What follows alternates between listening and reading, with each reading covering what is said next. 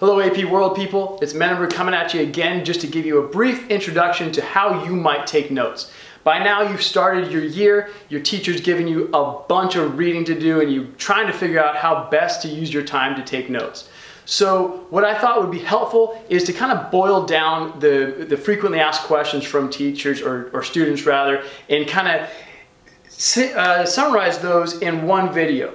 And so I am going to introduce Miss Riley to you in a moment. She's going to answer questions like, how many pages of notes should I be taking? What should I be including in the notes? How do I know if something's important in the textbook? And what should I be looking for as I read my textbook? Hopefully we can cover everything for you, but if you do have questions at the end of this, just put those in the comments tab or send us a note and we'll hopefully get those to you. All right, so without further ado, Miss Riley.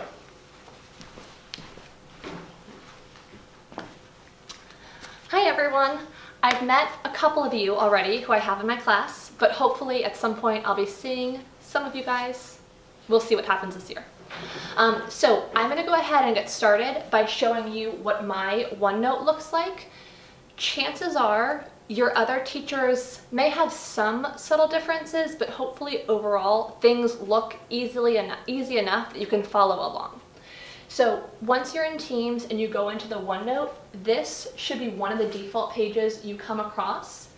And I want to direct your attention down. This is where I've put it. If you look, I'll go here real quickly, at what I've titled the acronym cheat sheet, I'm going to encourage you guys to look at that probably once a day for the first maybe week or so of your reading. When you open it up, you'll come across this screen. This is more so for your parents, but go ahead and scroll down. And you'll see a breakdown of the test. Okay, it's a beautiful image of your test that you'll be taking next year. At the bottom, you'll notice two things. First, we're starting in period 1. That's 1200 to 1450. That's only 8 to 10% of your exam. What that means is that everything you're learning right now is going to be impactful on your test, but less so than period 3 and period 2.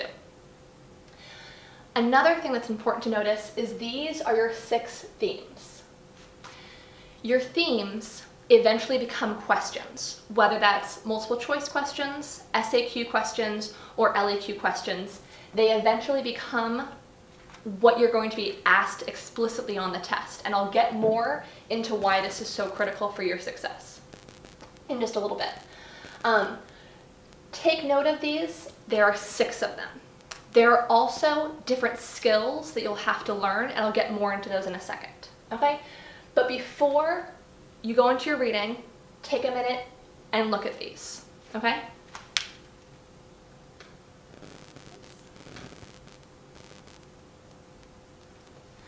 So the next thing that I'm going to direct your attention towards is I'm going to go into the reading calendar.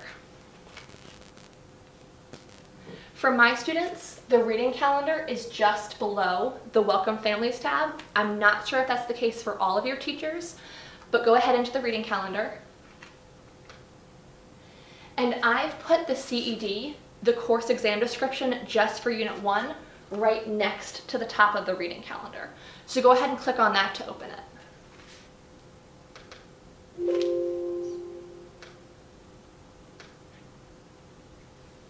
And what you'll see is a breakdown that is titled, the exact same thing as what you're reading tonight.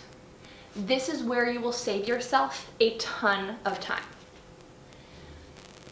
The first thing you'll notice is it says Developments in East Asia from 1200 to 1450. It's the same title as the section you're reading tonight. But what I want you to look more carefully at is your thematic focus. Remember those 6 themes I just showed you on that colorful sheet of paper?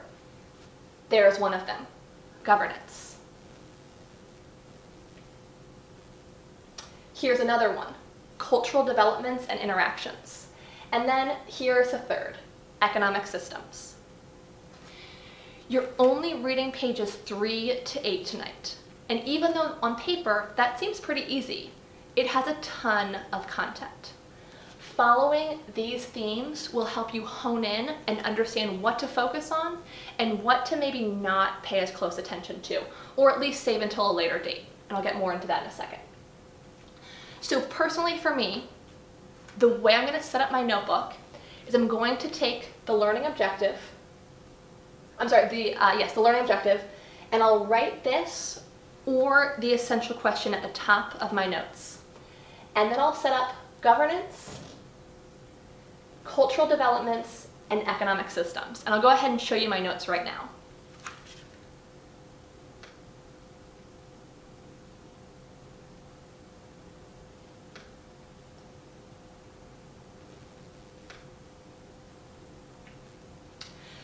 So this morning, I read and took notes on pages, I wrote 5 through 8, it's 3 through 8. I took notes on the reading, and these are what my notes look like. Now, because mine are typed, mine are going to be a little bit shorter than yours are. You know that handwriting is different. But do you see how I set it up? Here is my essential question. I got that directly from the textbook, and I organized it into systems of government, culture, and economics. Now, here's what's super helpful about your textbook, and this is one of the reasons we love this textbook and prefer it over Traditions and Encounter. If you look at the textbook, and I'm not sure how well you can see this, so go ahead and open up your textbook and follow along with me. On page 3, it says government developments in the Song Dynasty. Look at that. And then it says, on the next page, economic developments in post-classical China. There we go. And then finally, it goes into social structures in China. To me, that's very comparable to culture, but let me think for a second about that. I'm going to go ahead and go back.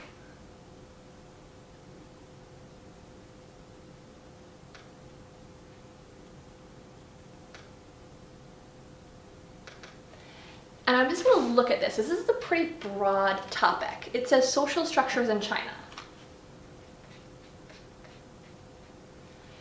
So I'm looking at this sheet and I look and I see, oh, this says social interactions and organizations. I wonder if that won't necessarily follow in my same theme as cultural developments.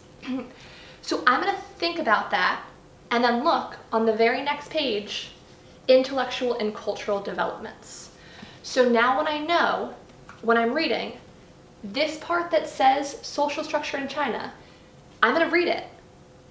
But I'm going to be way less aggressive in my note-taking because I'm either going to see it later or it's just extra stuff to give me a little bit more help, but I don't need to write it all down necessarily. Okay? Still read it, but you don't need to take those close structured notes that I want you to in sections such as economic developments in post-classical China. Okay?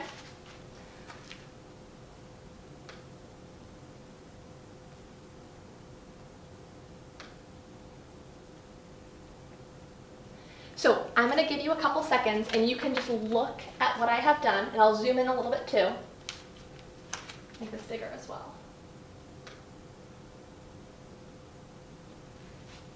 So, as I'm reading, one of the first things I'm looking at is it's saying certain words are bolded. So I have the Song Dynasty, and it says the Song Dynasty replaced the Tang. One of the slightly awkward things about this new curriculum starting in 1200 is that things happened before 1200. So dynasties like the Sui and the Tang helped set up the Song Dynasty for their success. But you're not going to be explicitly responsible for those dynasties. You'll begin your knowledge with the Song Dynasty. So therefore, I wrote it down, but I'm not necessarily going to make myself worry about that too much right now. I have also bolded the words they have chosen to bold, because I know that those are vocabulary words and it's not enough for me to write down the word bureaucracy. I need to know what it means. Same thing for meritocracy. These bullets aren't necessarily in the exact order. because when I went into manufacturing and trade, sometimes I put that in economics, but sometimes it went back up here. And all that did was help me block off my thinking as it pertains to the themes. This is why themes are so critically important. If you've listened to nothing else of this video, please listen to this one sentence. If the SAQ, your short answer question, asks about continuity and change of systems of government in the Song dynasty between 1200 and 1450, and you answer with examples of Buddhism and Confucianism, you will get 0 points for that. It doesn't matter if it's the most beautiful, eloquent, vocab-rich SAQ. If it asks about system of government, your responses can only be based on systems of government. That's not to say that there isn't a possibility that there can be some crossover, but I need you guys to set up your notes recognizing the themes and putting things in certain places. Okay? An example of that crossover that I mentioned in this, let me find it really quickly. Oh yes.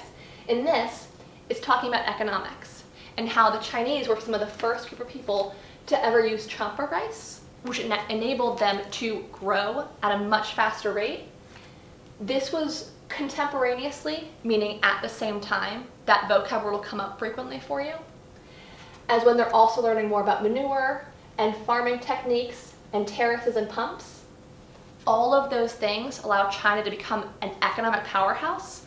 It allows their populations to grow, and it allows them to become the greatest manufacturing capability in the world. I put that in quotes because that was twice in that textbook. Those are economic answers. They can also, in many cases, they can also substitute as technology answers, and that's why I also put this here. So every once in a while that will be the case, but it is so critically important that you understand the themes and create your notes accordingly. Okay? Finally, if you look at the bottom, I also included some skills. You have 3 skills that you will be responsible for. One is called continuity and change over time. The other is comparison, and the final one is causation. In LEQs and SAQs, in LEQs and DBQs, you'll be using these skills. So it's not a bad idea, day 1, to start thinking about how will I show continuity and change over time. Okay, so for example, in the textbook, it talks about how a bureaucracy went from the Qin dynasty, which was one of the first dynasties in China, not in your reading for tonight, to the Song dynasty and beyond. Same thing with the civil service exam. These things will come up over and over and over again. If you have these here, it will help you have those easy things to fall back on when you write LEQs and DBQs. I put contextualization here as well. That's not a standalone skill, but it is something that you'll need in your LEQ and your DBQ. And so it's good to also know what is prefacing this event or what made this event happen. So I added this here as well.